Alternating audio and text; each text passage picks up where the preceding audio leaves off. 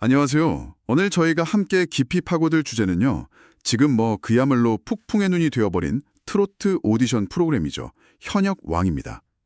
시청자 소감 게시판은 물론이고 각종 온라인 커뮤니티 그리고 녹화 현장을 직접 목격한 분들의 증언까지 보내주신 자료들이 거의 한 편의 추리소설 같더라고요. 네, 맞습니다. 그래서 오늘 저의 임무는 이겁니다.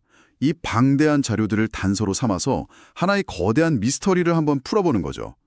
그 미스터리란 바로 이거예요. 어떻게 대국민 투표 최상위권의 10대 참가자 3명이 결승전 현장에서 모두 탈락했다는 소문이 퍼지게 되었는가?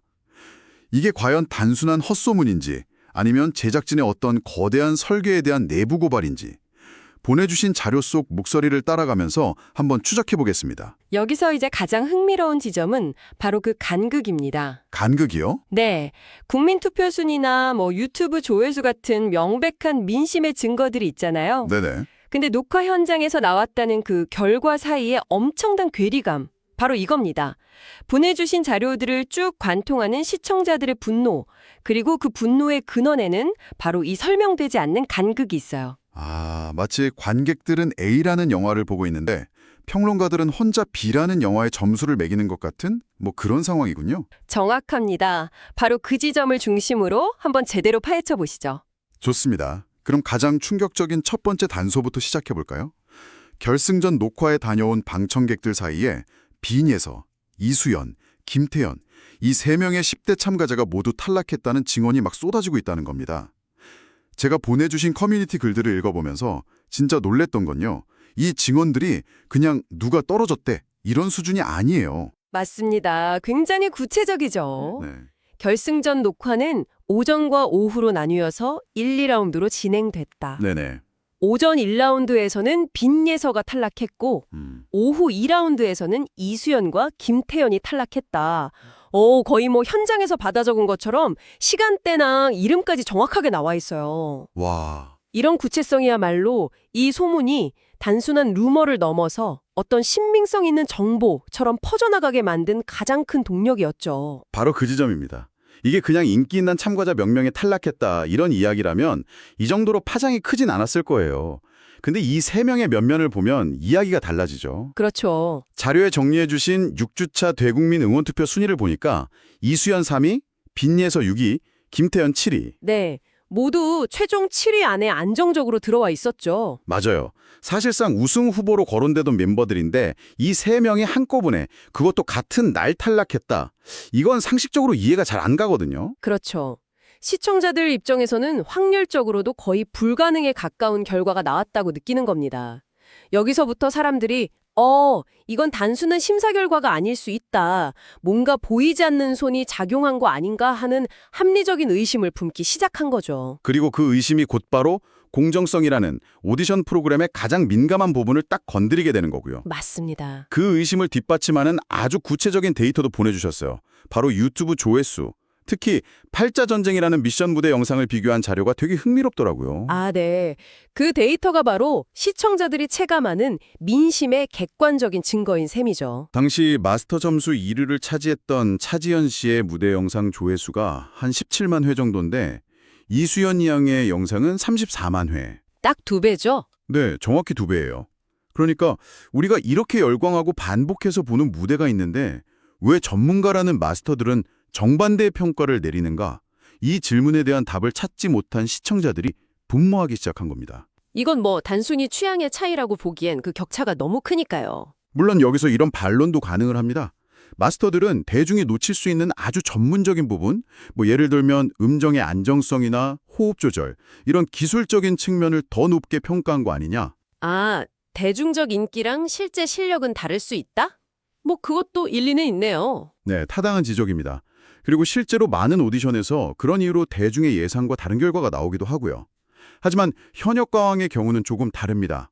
보내주신 자료 속 시청자들의 반응을 보면 그들은 단순히 내가 응원하는 가수가 떨어져서 화난다. 이게 아니에요. 그럼 뭐죠?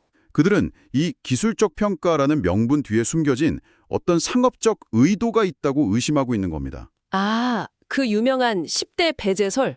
콘서트나 다른 스핀오프 프로그램을 기획할 때 청소년 보호법상 밤 10시 이후 활동이 불가능한 10대 참가자들은 제약이 많으니까 그래서 제작진이 처음부터 성인 가수들로 최종 멤버를 꾸리려고 의도적으로 10대들을 탈락시켰다는 의혹 말이군요. 정확합니다.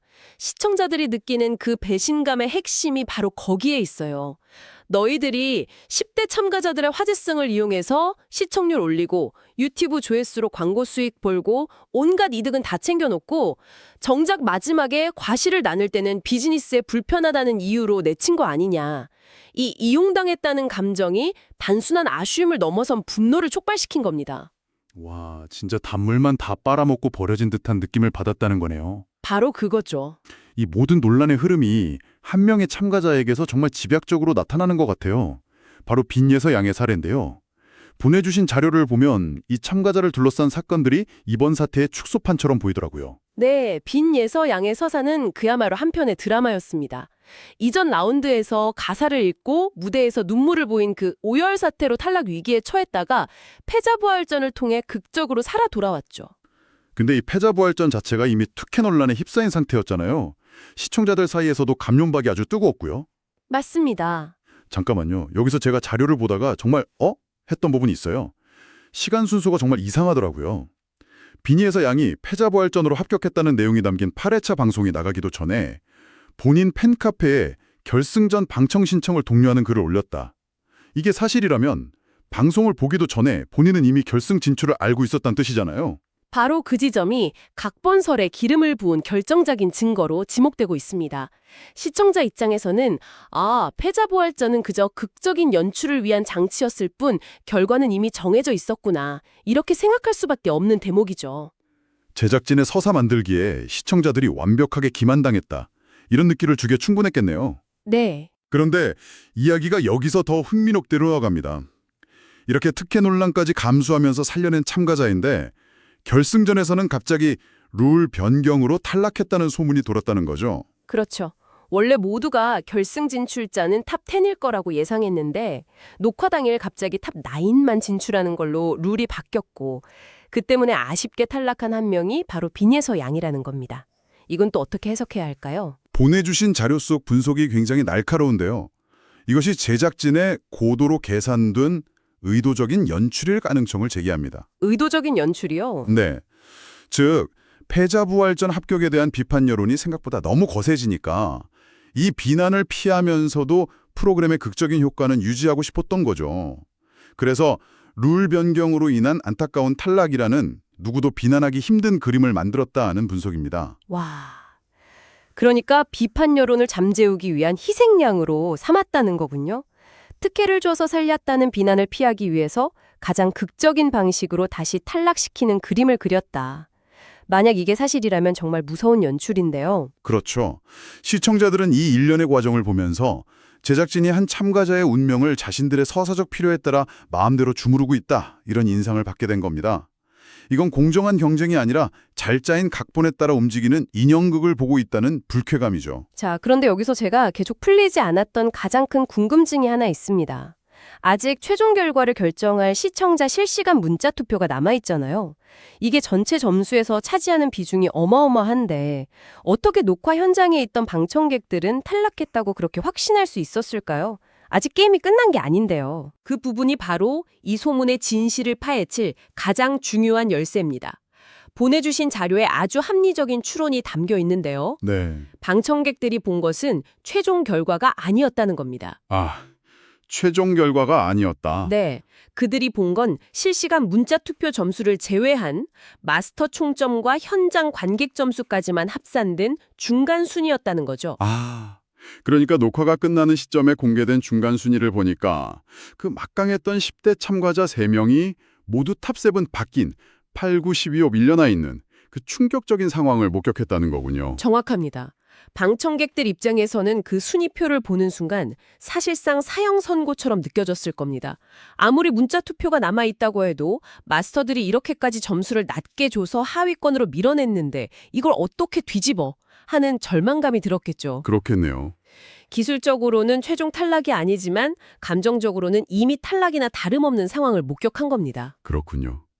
마스터들이 대중적 인기가 가장 높은 참가자들을 의도적으로 하위권에 몰아넣었다는 것, 그 행위 자체가 시청자들에게는 이미 결과 조작이나 의도적 배제로 비칠 수밖에 없었겠네요. 네. 현장의 그 충격과 분노가 외부로 전해지면서 전원 탈락이라는 확정적인 소문으로 증폭된 거고요. 바로 그겁니다. 부분적인 정보가 만들어낸 진실의 공백을 현장에서 느낀 충격과 기존에 쌓여왔던 불신이 채워 넣으면서 10대 전원 탈락설이라는 거대한 소문이 완성된 거죠. 이건 뭐 제작진의 소통 방식과 투명성에 심각한 문제가 있었다는 걸 보여주는 방증이기도 합니다. 자, 오늘 현역가왕을 둘러싼 논란의 핵심을 하나씩 짚어봤습니다. 현장 방청객의 구체적인 증언에서 시작해서 유튜브 데이터라는 객관적 증거, 그리고 비니에서 양의 사례를 통해 본 제작진의 연출 의혹까지. 결국 이 모든 단서들이 가리키는 결론은 하나인 것 같습니다. 프로그램의 공정성에 대한 시청자들의 신뢰가 완전히 무너져 내렸다는 것. 맞습니다. 이 논란은 비단 현역 가왕만의 문제가 아니라 모든 오디션 프로그램이 가진 본질적인 딜레마를 아주 적나라하게 보여줍니다. 이 무대는 과연 참가자들의 순수한 실력과 매력을 겨루는 경쟁의 장인가? 아니면 철저히 계산된 비즈니스와 시청률을 위한 서사가 우선인 하나의 쇼인가? 보내주신 자료 속 시청자들의 그 격앙된 반응은 이제 더 이상 사람들이 전자를 믿지 않기 시작했다는 걸 의미합니다. 이제 고디스 마지막 생방송 결과 발표만이 남아 있습니다. 오늘 저희가 파헤쳐본 이 자료들을 바탕으로 마지막 질문을 한번 던져보고 싶네요. 정말 만약에요. 시청자들의 실시간 문자 투표가 이 모든 판을 뒤집는 기적을 만들어낸다면, 그래서 논란의 중심에 있던 10대 참가자 중 누군가가 극적으로 최종 탑7에 들어간다면 말이죠. 그 결과는 과연 제작진과 시스템에 대한 신뢰를 회복시키는 계기가 될 수 있을까요? 아니면 오히려 조작된 판에 맞서 시청자들이 힘겹게 싸워 이겼다는 또 다른 분노의 증거가 될까요? 그 결과를 지켜보는 시청자의 마음은 어느 쪽을 향하게 될지 한번 생각해 보시는 것도 흥미로울 것 같습니다.